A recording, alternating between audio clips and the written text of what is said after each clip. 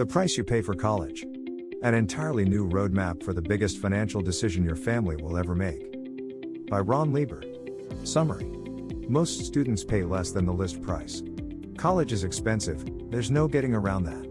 In many parts of the US, spending 4 years at a state university costs over $100,000. And if you opt for an elite, private college, then you can triple that figure, coughing up about $300,000 overall. That's a lot of money, and we're still only talking about a single student. Many families send several kids to college, multiply those figures by 2 or 3, and suddenly you're looking at a small fortune. So, the stakes are high. But it's worth pausing to examine the price tag. What really determines the price of a college education? And do most students actually pay full price? The key message here is, most students pay less than the list price. A university's list price is the standard, undiscounted figure that you'll find in its promotional material. Often, it's high, but the good news is that most students can expect to pay less. Why is that? Let's start with familiar territory, need-based financial aid. These are the grants and price reductions that colleges and the government provide to less well-off families. Because these discounts are need-based, they don't take your academic abilities into account. But, in addition to this type of price reduction, there's the murky and often confusing world of merit aid. Merit aid is designed to make a school's offer more enticing. In general, schools offer merit aid for 2 reasons. First of all, it's a good way of attracting talented students. A student whose grades are good enough for an Ivy League school might end up registering at a less prestigious institution instead if the price is right. Second, lots of colleges recognize that their list price is just too high for families to afford. If they want enough students on their books, schools often have no choice but to offer merit aid. So what's the upshot of this? Well, merit aid and financial aid can add up. At public universities in the 2019 to 2020 academic year, the average full-time, first-year student attending college for the first time got a discount of 52.6% off the list price of tuition. After discounts, families paid on average $15,400 for full-time, in-state students, including tuition, room, and board. Students at private schools can expect to pay almost double that, $27,400 on average. If you need financial aid, be sure to apply for it, but don't expect too much.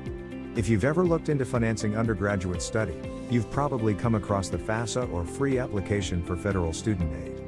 And that's essentially what it is, an application for financial aid from the US federal government. With a list price of some colleges topping $80,000 a year, financial aid is no longer just for low-income families.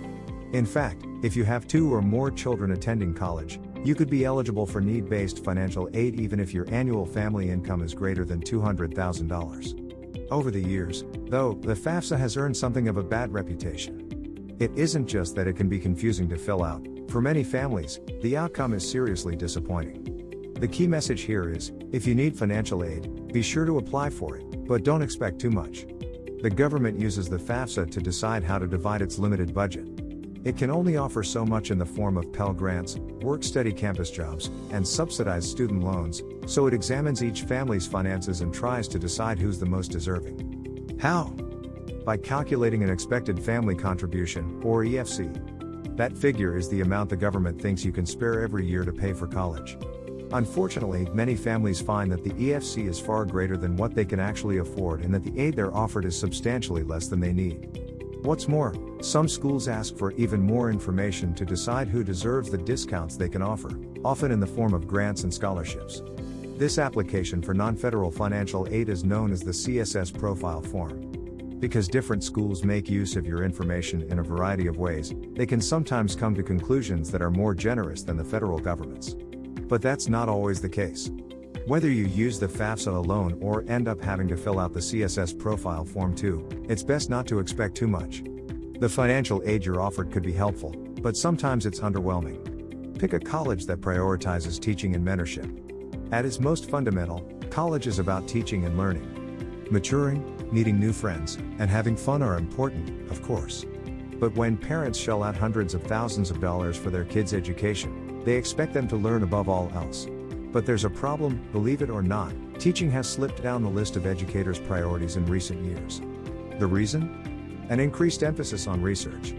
After all, research is what gets professors promotions and tenure. It also brings in money, and boosts schools' reputations, so college administrators love it too. but encouraging professors to focus on research means directing them away from students. The key message here is, pick a college that prioritizes teaching and mentorship.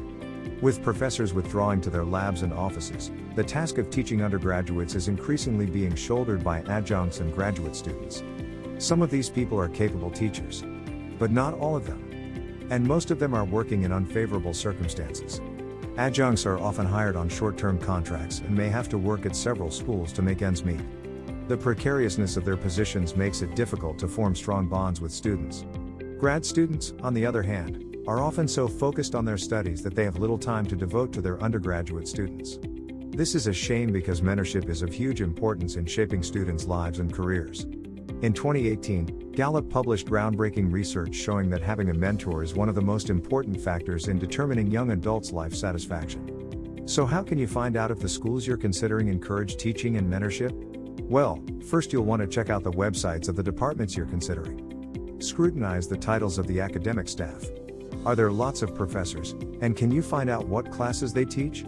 Or are there lots of adjuncts, visiting professors, and lecturers? If you can find a school with a high proportion of professors who regularly teach, you've struck gold. If you want to know more about mentorship specifically, just ask. Get in touch with someone at the school and ask if they have any mentorship programs in place. Some schools are even willing to pick up the tab when professors sit down to dinner with students. If you can find a school with a policy like that, you can expect a culture of mentorship and strong bonds between staff and students. Consider how different schools are likely to affect your future earnings. As we've seen, deciding to go to college is a big decision. It involves a large amount of money, an element of risk, and the attraction of uncertain rewards down the line. In other words, getting a degree is a kind of investment. Like any other investment, then, it stands to reason that you should ask a few questions about what exactly you're doing with your money. What do you stand to gain? Will attending a given school boost your future earnings?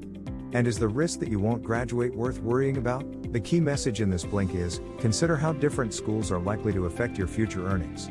Fortunately for prospective students and their families, much of the data they need to make an informed decision is available on the internet. The College Scorecard, which the U.S. Department of Education publishes for every school, is the best place to look. From an investor's point of view, the worst use of your money would be to attend school for a few years without ever graduating. That would mean losing money on room, board, and tuition without actually improving your employment prospects much, if at all. So how do you guard against that? Well, you can take a look at a school's graduation and retention rates on its college scorecard. What percentage of students dropped out after their first year? And how many ultimately graduated? Although these statistics are useful, it's worth bearing in mind that they don't necessarily tell the entire story. Some schools with bad retention rates are probably just bad schools. But others might find it hard to retain students because they tend to draw applicants from disadvantaged and challenging backgrounds. Their teaching could actually be excellent.